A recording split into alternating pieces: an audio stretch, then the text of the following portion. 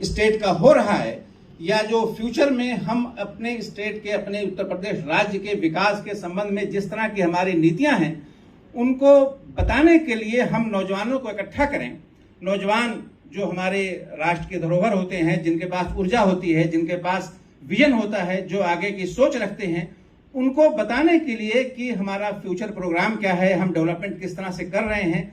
ये एक जो बात कही गई कि ये एक ग्राउंड ब्रेकिंग सेरेमनी है, तो वाकई ये ग्राउंड ब्रेकिंग सेरेमनी सिर्फ इसलिए नहीं है कि इसमें हम फॉरेन इन्वेस्टमेंट के बारे में बताएंगे या हम इसमें यूपी के डेवलपमेंट के बारे में बताएंगे, बल्कि ग्राउंड ब्रेकिंग सेरेमनी इस माने में भी है कि हम नौजवानों को शायद ये बात बता सकें कि इस वक्त हमारे यूपी के विकास का विजन क्या है, यूपी किस तरफ जाना चाहता है।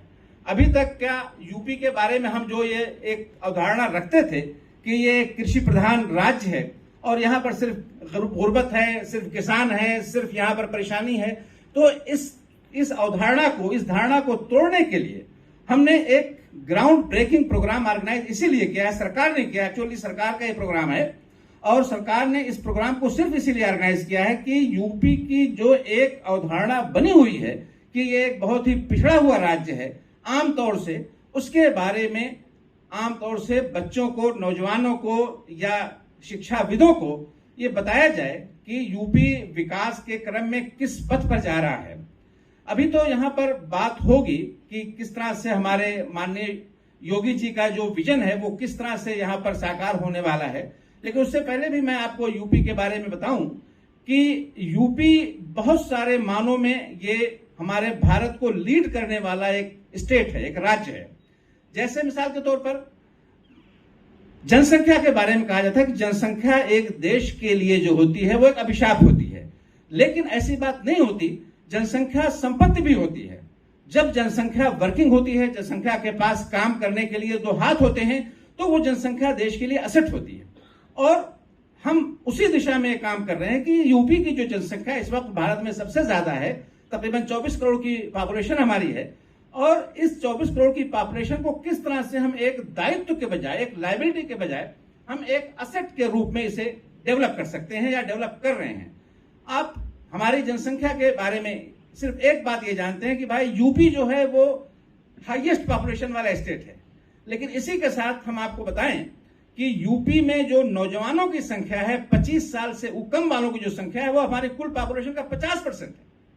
50% हमारी जो पॉपुलेशन है वो नौजवानों पर मुश्तमिल है। ये किसी देश का सबसे बड़ा असेट होता है, किसी राज्य का। और ये नौजवान अगर क्रियान्वित हो जाएं, ये नौजवान अगर अपनी क्षमता को पहचान लें या अपने असेट, अपने इस संपत्ति को पहचान लें, तो जाहिर है कि फिर राज्य के विकास में उनकी भूमिका को बताने की जरूरत नहीं रहती।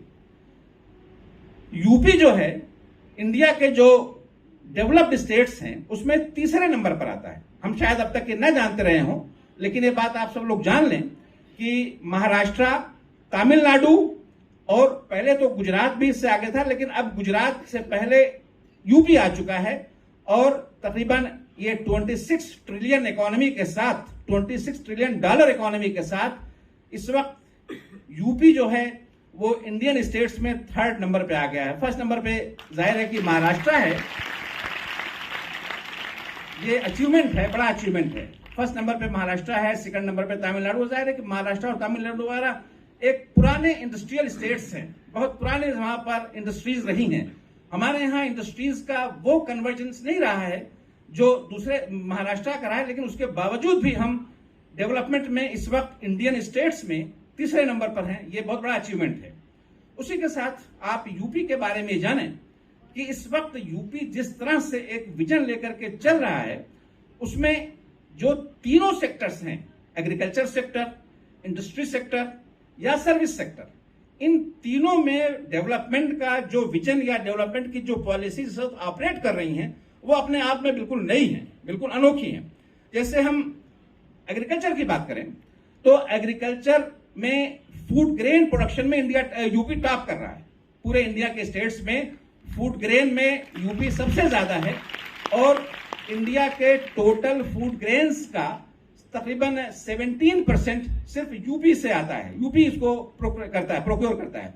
इसी तरह से जो बफर स्टॉक है इंडिया का, खासतौर से गेहूं का, वो बफर स्टॉक सबसे ज्यादा यूपी का होता है। ये अपने आप में अचीवमेंट है।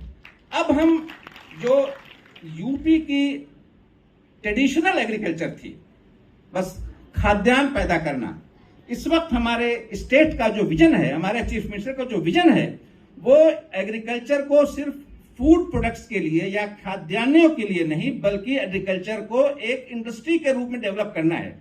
उसके लिए एग्रीकल्चर में इस तरह के प्रोडक्ट्स स्टार्ट किए जा रहे हैं, इस तरह की फसलें, इस तरह की क्रॉप्स को इंट्रोड्यूस किया जा रहा है जो कमर्शियल क्रॉप्स कही जाती हैं।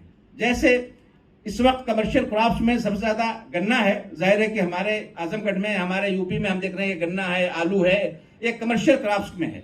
लेकिन इस वक्त यूपी में जिस तरह से डेवलपमेंट हो रहा है एग्रीकल्चर के सिलसिले में, उसमें आप देखें कि फ्लावर क्रॉपिंग, हार्टिकल्चर, फ्लोरिकल्चर, ये बहुत ज्यादा तेजी के साथ यूपी में डेवलप हो रहा है और इसके लिए दुनिया भर की सहूलतें भी दी जा रही हैं सरकार की तरफ से। उसके बाद हम इंडस्ट्री में आते हैं।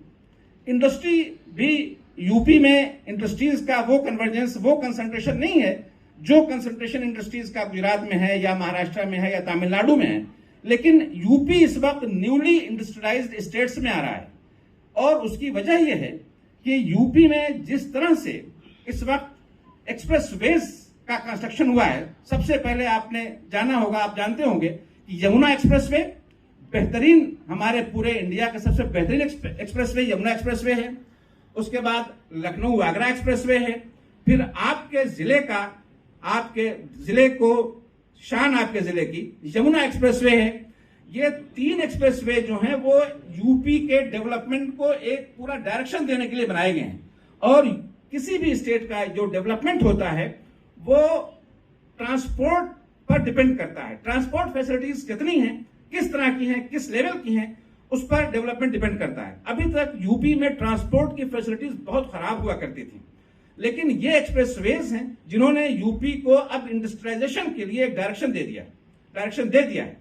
और अब पहले यूपी का जो इंडस्ट्रियलाइजेशन था वो सिर्फ आपके नोएडा में कंसंट्रेटेड था, सिर्फ नोएडा में था। जितनी भी वर्ल्ड क्लास इंडस्ट्रीज थी या इंडस्ट्रियल हाउसेस थे या उनके हेड ऑफिस थे, वो नोएडा में हुआ करते थे। लेकिन अब सेकंड नंबर पे इंडस्ट्रियलाइजेशन के पॉइंट ऑफ व्यू से इस वक्त मेरठ डेवलप हो रहा है और गवर्नमेंट जो है वो मेरठ को एक इंडस्ट्रियल हब के रूप में डेवलप कर रही है, हमारी उत्तर प्रदेश सरकार। और उसका विजन ये है कि मेरठ को एक नए एक्सप्रेसवे से जोड़ करके, जो गंगा एक्सप्रेसवे जिस पर काम चल रहा है, दिल्ली से लेकर के बनारस तक का, इलाहाबाद वगैरह होते हुए पूरा कवर करेगा वो गंगा एक्सप्रेसवे सिर्फ इसलिए डेवलप किया जा रहा है कि अब मेरठ और अलीगढ़ और बुलंदशहर के जो एक इंडस्ट्रियल हब है, उस इंडस्ट्रियल हब को पूरे इंडिया से कैसे जोड़ा जाए। ये इंडस्ट्रियलाइजेशन जब होगा, जाहिर है कि एम्प्लॉयमेंट जनरेट होगा।